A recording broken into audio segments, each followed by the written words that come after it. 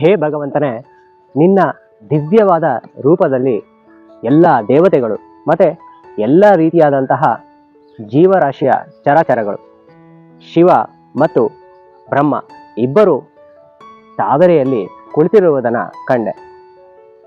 ಹಾಗೆ ಎಲ್ಲ ಋಷಿಮುನಿಗಳು ಮತ್ತು ದಿವ್ಯವಾದ ಸರ್ಪಗಳು ಇವರೆಲ್ಲ ನಿನ್ನ ದಿವ್ಯ ರೂಪದಲ್ಲೇ ಇದ್ದಾರೆ.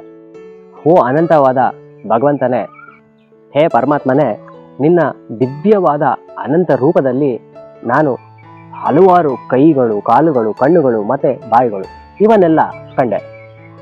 ಹಾಗೆ ನಿನ್ನ ಈ ಅದ್ಭುತವಾದ ವಿಶ್ವರೂಪಕ್ಕೆ ಕೊನೆ ಅನ್ನೋದು ಇಲ್ಲ, ಮಧ್ಯವೂ ಇಲ್ಲ, ಹಾಗೆ ಶುರುನು ಕಾಣ್ತಾ ಇಲ್ಲ.